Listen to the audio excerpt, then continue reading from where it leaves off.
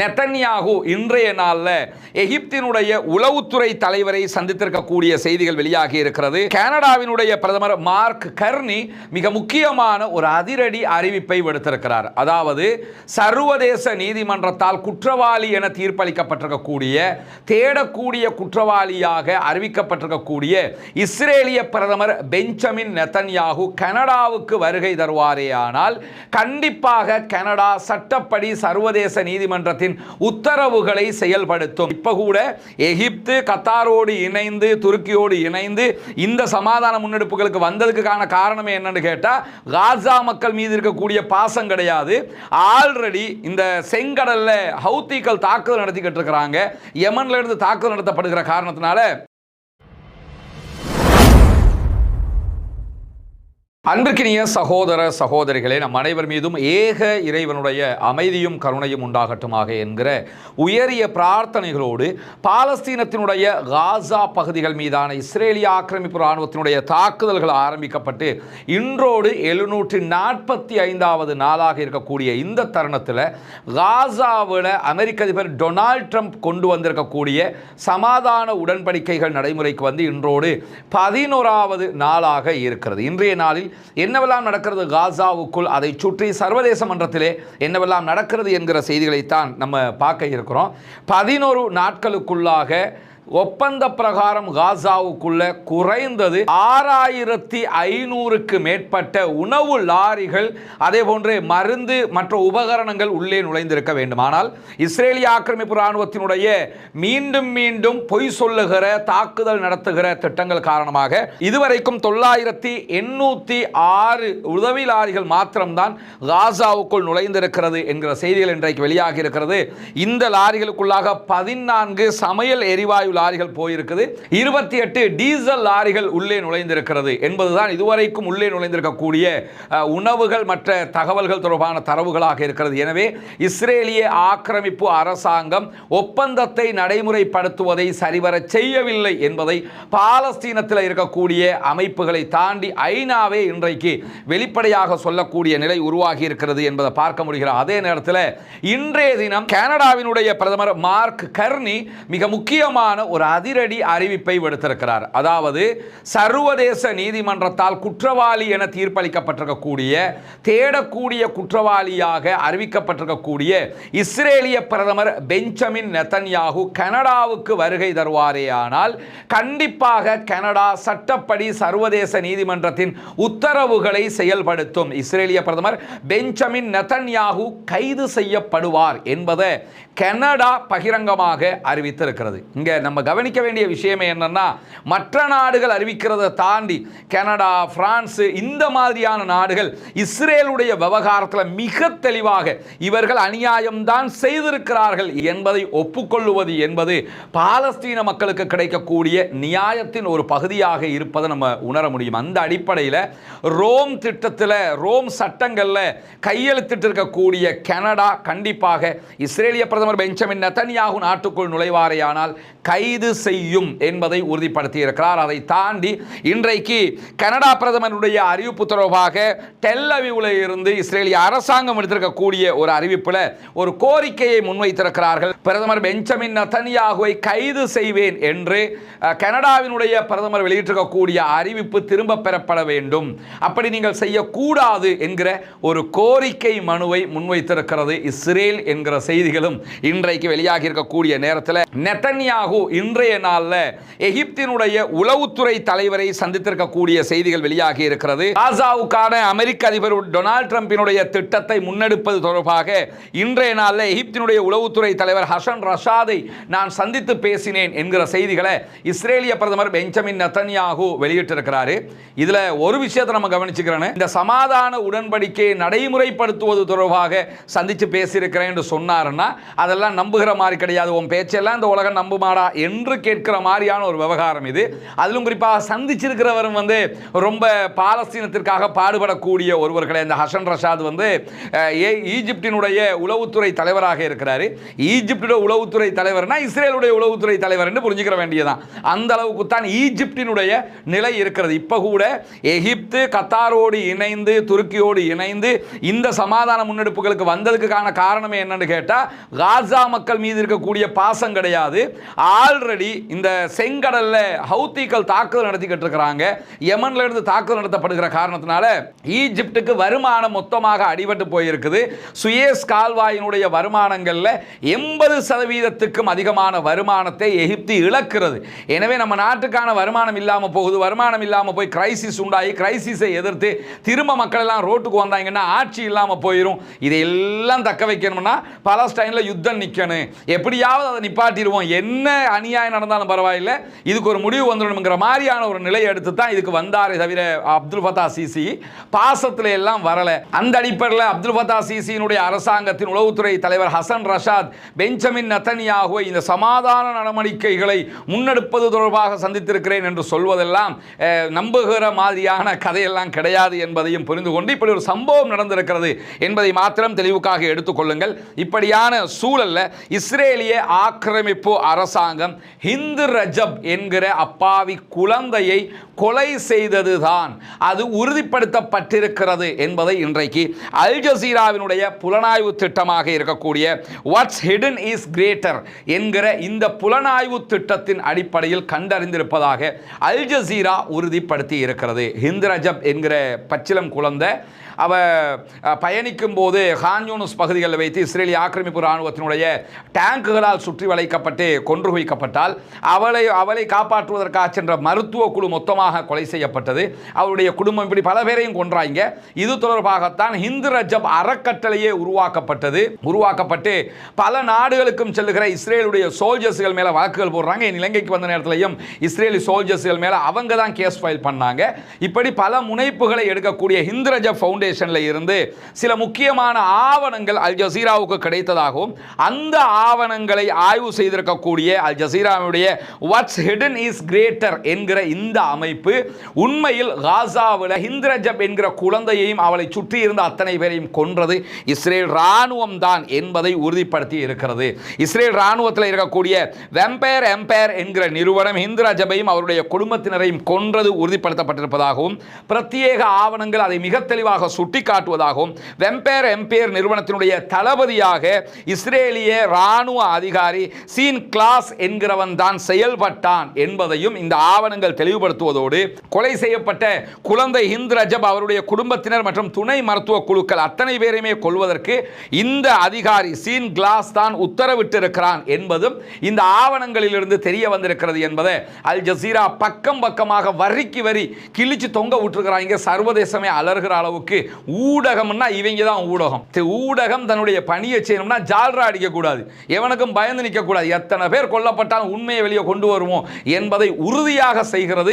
மாஷா அல்லாஹ் இந்த செயல்பாடுகள் பாராட்டுக்குரியது என்பதில் எந்த பின்னடைவும் கிடையாது. அல் ஜசீராவினுடைய இந்த ஆவண வெளியீடு கூட மிகப்பெரிய ஒரு நீதியை நியாயத்தை காசாவுக்கு பெற்றுத் தருவதனுடைய பயணத்தின் ஒரு பகுதி என்பதையும் நம்ம புரிந்து கொள்ள முடிகிறது. அதே நேரத்தில் வெம்பயர் எம்பயர் நிறுவனம் இஸ்ரேலிய ஆக்கிரமிப்பு ராணுவத்தினுடைய 401வது படைப்பிரிவின் 52வது பட்டாலியனின் ஒரு பகுதியாக இருந்து செயல்பட்டதாகவும் இவர்கள் கொன்றது மட்டுமல்லாமல் ஹிந்து ரஜபினுடைய கொலையில் பங்கேற்றவர்களில் ஒருவனாக அர்ஜென்டினா நாட்டைச் சேர்ந்த இஸ்ரேலுடைய குடியுரிமை பெற்ற இதாய் ஷோகர் கோவ் என்கிற ஒருவனும் இருப்பதாக இந்த ஆவணங்கள் சுட்டிக்காட்டுகிறது என்கிற செய்திகளை ஹிந்து ரஜப் ஃபவுண்டேஷனுடைய ஆதாரங்களில் இருந்து எடுத்து சொல்லி இருக்கிறது அல் ஜசீரா என்கிற செய்திகளோடு சேர்த்து இன்றைக்கு பாலஸ்தீன விடுதலை அமைப்பினுடைய தலைவர் ஹலீல் அல் ஹையா அவர்கள் ஒரு முக்கியமான அறிவிப்பை விடுத்திருக்கிறார். அவர் சொல்லியிருக்கக்கூடிய செய்தி என்னன்னு கேட்டால், காசாவில் யுத்தம் முடிவுக்கு வந்து விட்டது என்பதை எங்களுக்கு அமெரிக்காவும் அமெரிக்க அதிபரும் அமெரிக்காவினுடைய அதிகாரிகளும் மிக தெளிவாக உறுதியாக சொல்லிவிட்டார்கள் என்கிறார் டாக்டர் ஹலீல் அல் ஹையா அவர்கள். மேலதிகமாக அவர் சொல்லும்போது, கைதிகள் அத்தனை பேருடைய உடல்களையும் மீட்பதில் நாங்கள் தீவிரமான செயல்பாடுகளில் ஈடுபட்டு வருகிறோம். உடல்களை மீட்டெடுப்பது என்பது ரொம்ப கடினமான செயல்பாடாக இருந்தாலும் எங்களுடைய இராணுவம் அந்த வேலைகளை மிக மும்முரமாக காலமாக செய்து வருகிறது. காசாவினுடைய ஒப்பந்தத்தை முழுமையாக செயல்படுத்த வேண்டும் என்பதில் நாங்கள் உறுதியாக இருக்கிறோம். யுத்த நிறுத்த ஒப்பந்தத்திற்கும் பாலஸ்தீன பிரிவுகளுடன் ஒப்புக்கொள்ளப்பட்ட ஒப்பந்தத்திற்கும் நாங்கள் மிக தெளிவாக கடமைப்பட்டிருக்கிறோம் என்று சொல்லக்கூடிய டாக்டர் ஹலீல் அல் ஹையா அவங்க காசா மக்களுடைய தேவைகளை பூர்த்தி செய்வதற்காக உதவிகள் அதிகரித்து வழங்கப்பட வேண்டும் என்பதையும் நாங்கள் வலியுறுத்துகிறோம் என்று சொல்லிவிட்டு மீண்டும் ஏதோ உறுதிப்படுத்துகிறார் என்று சொன்னால், மத்தியஸ்தர்களாக இருக்கக்கூடிய கத்தர், ஈஜிப்ட், டர்க்கி, அமெரிக்காவிடமிருந்து நாங்கள் தெளிவாக பெற்றுக்கொண்ட முடிவு காசாவில் யுத்தம் முடிவுக்கு வந்துவிட்டது என்பதுதான் என்பதை மிக தெளிவாக பாலஸ்தீன விடுதலை அமைப்பினுடைய தலைவர் ஹலீல் அல் ஹையா அவர்கள் சொல்லியிருப்பதோடு சேர்த்து அமெரிக்க அதிபரை மேற்கோள் காட்டி அமெரிக்க அதிபர் சொன்ன பல செய்திகள் இன்றைக்கு வெளியாகி இருக்கிறது காசாவினுடைய விவகாரம் தொடர்பாக. அதற்கு முன்பதாக நியூயார்க் டைம்ஸ் வெளியிட்டிருக்கக்கூடிய ஒரு செய்தியில் காசா ஒப்பந்தத்தில் இருந்து நெதன்யாகு விலகுவதற்கு முயற்சிக்கிறார், அவரை தடுத்து நிறுத்த வேண்டும் என்பதில் அமெரிக்கா மிக தெளிவாக இருக்கிறது என்கிறது நியூயார்க் டைம்ஸ். அது மட்டுமல்லாமல் நியூயார்க் டைம்ஸ் வெளியிட்டிருக்கக்கூடிய செய்திகளில் மிக தெளிவாக அவங்க சொல்லக்கூடிய பல செய்திகள் என்னன்னு சொன்னா, இந்த காசாவினுடைய யுத்தத்தில் மீண்டும் யுத்தத்தை ஆரம்பிப்பதுதான் தனக்கான அரசியல் எதிர்காலம் கிடைக்கும் என்பதை நெதன்யாகு நம்புகிறார். அதனால எப்படியாவது இந்த ஒப்பந்தத்தை சீர்குலைக்க பார்க்கிறாரு, மீண்டும் ஒரு யுத்தத்தை உண்டாக்க பார்க்கிறாரு. இது ட்ரம்ப் நிர்வாகத்திற்கு கவலை அளிக்கக்கூடிய ஒரு விவகாரமாக மாறி இருக்கிற நிலையில தான் ட்ரம்ப் தன்னுடைய துணை அதிபரை நேரடியாக இஸ்ரேலுக்கு அனுப்பியிருக்கிறார். இன்றைக்கு நேரடியாக அமெரிக்காவினுடைய துணை அதிபர் இஸ்ரேலை வந்தடைந்திருக்கிறார். வந்தடைந்தவர் நேர எங்க போனார்னு சொன்னா, இந்த யுத்த நிறுத்தத்தை கண்காணிக்கிற கட்டிடத்துக்கு தான் போனார். அங்க 200 அமெரிக்க போர்சஸ் இருக்கிறாங்க, அவங்களும் கண்காணிக்கிற பணியில் இருக்கிறாங்க. அது மட்டுமல்லாம அமெரிக்காவினுடைய மத்திய கிழக்கு பொறுப்பாளராக இருக்கக்கூடிய ஸ்டீவ் விட்காஃப், அதே போன்று அமெரிக்க அதிபர் டொனால்ட் ட்ரம்பினுடைய மருமகனும் இந்த சமாதான பேச்சுவார்த்தைகளில் முன்னணியில் இருந்து செயல்பட்ட ஒருவருமாக இருக்கக்கூடிய ஜரேட் குஷ்னர் ஆகிய 2 பேரும் அதற்கு முன்பதாகவே, அதாவது காசா மேல திடீர்னு வான்வழி தாக்குதல் நடத்தினானா இல்லையா இஸ்ரேல், அந்த நடத்திய அடுத்த கணமே இந்த 2 பேரும் இஸ்ரேலுக்கு வந்துட்டாங்கன்னா நீ நாசமாக்க போற, இந்த சமாதானத்தை சீர்குலைச்சிருவ என்பதற்காக நேரடியாக வந்து நெதன்யாகுவை சந்திச்சு நீங்க மீண்டும் மீண்டும் சண்டையிட போகக்கூடாது என்று மிக தெளிவாக பேசி இருப்பதாகவும் இந்த செய்திகள் தெரிவிப்பது மட்டுமல்லாமல், பாலஸ்தீன விடுதலை அமைப்பை சேர்ந்த தலைவர்கள் பேச்சுவார்த்தைகளை தொடர்வதற்கு நல்லெண்ணத்தோடு இருக்கிறார்கள் என்று ட்ரம்ப் உறுதியாக நம்புகிறார் என்கிற செய்திகளும் வெளியாகி இருக்கிறது. அதாவது பெஞ்சமின் நெதன்யாகு தான் திரும்ப யுத்தத்தை கிளப்பி விடுவார், அவருக்கு தான் அரசியல் தேவை இருக்குது, பலஸ்டைன் போர்சஸ், பலஸ்டைன் சுதந்திர அமைப்புகள் யாருமே மீண்டும் சண்டையை ஆரம்பிக்க மாட்டார்கள், அவங்க சமாதானத்தை தொடர்வதற்கு மிக தயாராக இருக்கிறார்கள் என்று அமெரிக்க அதிபரே நம்புகிறார் என்கிற செய்திகளோடு இஸ்ரேலிய போர்சஸ் மேலே தாக்குதல் நடத்தப்பட்ட செய்திகள் வெளியாகி இருந்தது. நம்ம ஏற்கனவே சொல்லிட்டோம், அந்த தாக்குதல்களை பலஸ்டைன் போர்சஸ் நடத்தல, இஸ்ரேலுடைய டேங்குகளே ஃப்ரெண்ட்ஷிப் அட்டாக்காக நடத்திய ஒன்று. அது தொடர்பாக இன்றைக்கு அமெரிக்க அதிபர் பேசும்போது கூட அந்த ஆளு என்ன சொல்றாருன்னா, இஸ்ரேல் போர்சஸ் மேல 2 பேர் மேல நடத்தப்பட்ட தாக்குதலை பொறுத்தவரையில் பாலஸ்தீன விடுதலை அமைப்பு இதை நடத்தல, பாலஸ்தீன விடுதலை அமைப்புக்கு கண்ட்ரோல் இல்லாத ஆயுத குழுக்கள், இஸ்ரேலால் உருவாக்கப்பட்ட ஆயுத குழுக்கள் இஸ்ரேல் மேல தாக்குதல் நடத்தி அதனூடாக இஸ்ரேல் மீண்டும் யுத்தத்தை ஆரம்பிக்கணும் என்கிறதை எதிர்பார்க்கிறாங்க. மீண்டும் சண்டையை ஆரம்பிக்கிறதுக்காக வேண்டி இந்த தாக்குதல்களை இஸ்ரேலே உருவாக்கிய குழுதான் நடத்தி இருக்கிறது என்று மிக தெளிவாக அமெரிக்க அதிபர் சொல்லியிருக்கிறார். நியூயார்க் டைம்ஸ் இதை சுட்டிக்காட்டியிருக்கக்கூடிய சூழல்ல நிலைமை வந்து ரொம்ப வேர்ஸ்டான ஒரு நிலையாக இருக்கிறதாகவும், காசா ஒப்பந்தம் எந்த நேரத்திலும் முறிக்கப்படலாம், உடைக்கப்படலாம் என்கிற ஆபத்து இருப்பதாகவும் விட்காஃபும் குஷ்னரும் உணர்ந்திருக்கிறார்கள். இந்த காசா ஒப்பந்தத்தை பெஞ்சமின் நெதன்யாகு எந்த நேரத்திலும் சீர்குலைச்சிட்டு யுத்தத்துக்கு வரலாம் என்று அமெரிக்க அதிபருடைய தூதுவர்கள் எல்லாரும் மிக தெளிவாக நம்புகிறார். அதே நேரத்தில்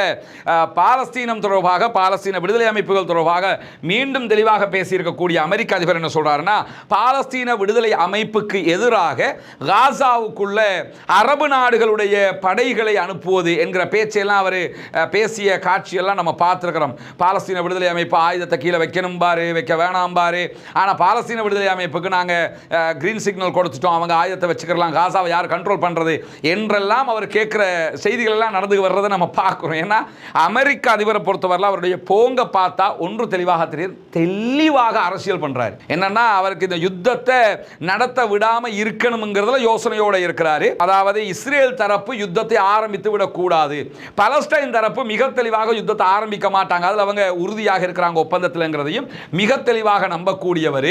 மேலே மேலதிகமாக என்ன சொல்றாருன்னு கேட்டா, காசாவுக்குள்ள அரபு நாட்டு படைகளை கொண்டு வாங்க என்று இஸ்ரேல் எல்லாரும் கோரிக்கை விடுக்கும் போது அதற்கு என்ன பதில் சொல்றாருன்னா, காசாவுக்குள்ள அரபு நாட்டு படையெல்லாம் இப்பவே வர வேண்டிய அவசியம் இல்லை. பாலஸ்டைன் ஃபோர்ஸஸ் கரெக்டா தான் காசாவை கட்டுப்படுத்தி கொண்டிருக்கிறார்கள். அவங்க அதை மீறி வேற ஏதாவது அநியாயம் பண்றாங்கன்னா அரபு நாட்டு படைகளை உள்ள கொண்டு வர்றதுங்கிறது வேற. ஆனா இப்ப எதுக்கு அரபு நாட்டு படைகளை கொண்டு வரணும்? அப்படி எந்த தேவையும் கிடையாது. பாலஸ்தீன விடுதலை அமைப்பு ஒப்பந்தத்தை முறிச்சு நாங்க சொன்னதை கேட்காம வேறு விதமாக நடந்துக்குவாங்கன்னா அப்ப நான் வந்து அரபு நாட்டு படைகளை உள்ள கொண்டு வரதை பத்தி யோசிக்கிறேன் அப்படிங்கிறார். ஏன்னா ஒப்பந்தத்தில் எந்த நாட்டு படையும் உள்ள வரக்கூடாதுன்னு பாலஸ்டைன் ஃபோர்ஸஸ் தெளிவா சொல்லிட்டாங்க.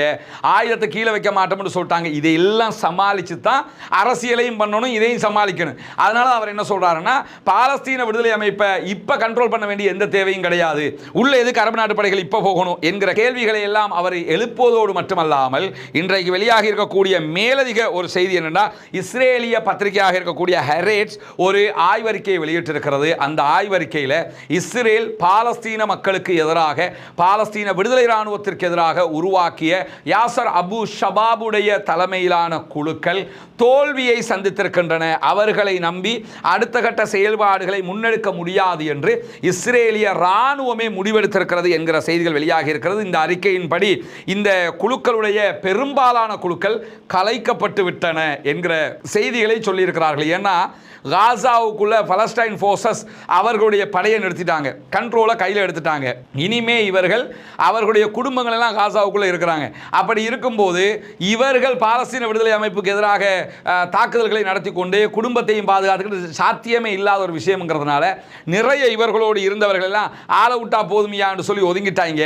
எனவே அவங்களை உருவாக்கி நம்ம பாலஸ்டைன் ஃபோர்ஸஸ்க்கு எதிரான ஒரு தாக்குதலை தொடர்ந்து நடத்துவோம் என்று நினைத்ததெல்லாம் நடத்த முடியாத நிலைக்கு தோல்வி கண்டிருக்கிறது என்று இஸ்ரேல் ஒப்புக்கொண்டிருக்கிற காரணத்தை இன்றைக்கு ஹெரேட்ஸ் பத்திரிகை வெளியிட்டிருப்பது மட்டுமல்லாம யாசர் அபு ஷபாபினுடைய நிலை அதோகதியாக மாறி இருக்கு. ஏன்னா இஸ்ரேலுக்குள்ளேயும் உனக்கு வர முடியாதுன்ட்டாங்க, காசாவுக்குள்ள தான் இருக்கணும், காசாவுக்குள்ளேயும் பாலஸ்டைன் ஃபோர்ஸஸ் ரொம்ப தெளிவாக மாறிட்டாங்க. எனவே அவர்களிடத்தில் எந்த நேரமும் யாசர் அபு ஷபாப் கைது செய்யப்படலாம். அப்படி கைது செய்யப்பட்டால் யாசர் அபு ஷபாபினுடைய கடைசி காலமாக அது மாறிவிடும் என்பதும் யாசர் அபு ஷபாபுக்கு தெரியும் என்பதையும் நம்ம புரிந்து கொள்ள வேண்டிய நேரமாக இது இருக்கிறது. எனவே பாலஸ்தீன விடுதலை இராணுவம் நாட்டை மிக தெளிவாக கண்ட்ரோல் பண்ணி கொண்டிருக்கிறாங்க. மிக அழகாக சமாதான நடவடிக்கைகளை முன்னெடுத்து போய் கொண்டிருக்கிறாங்க. பொறுத்திருந்து பார்ப்போம் என்னவெல்லாம் நடக்கிறது என்பதை. பாலஸ்தீனம் வெற்றி பெற வேண்டும், பாலஸ்தீனம் சுதந்திரம் அடைய வேண்டும், பாலஸ்தீன மக்களும் நம்மை போன்று நிம்மதியானவர்களாக மாற வேண்டும், வாழ வேண்டும் என்கிற உயரிய பிரார்த்தனைகளோடு பாலஸ்தீன அப்பாவிகளுக்காக பிரார்த்திக்கிறார். அதே நேரம் இஸ்ரேலிய ஆக்கிரமிப்பு ராணுவத்திற்கு எதிராகவும் இறைவனிடத்தில் கையேந்த மறந்து விடாதீர்கள் நண்பர்களே, தாய்மார்களே என்கிற கோரிக்கைகளோடு பாலஸ்தீன மக்களுக்காக ஜனநாயக ரீதியாக எப்போதும் குரல் எழுப்புவோமாக. வாஹிர் தஅவானா அல்ஹம்துலில்லாஹி ரப்பில் ஆலமீன்.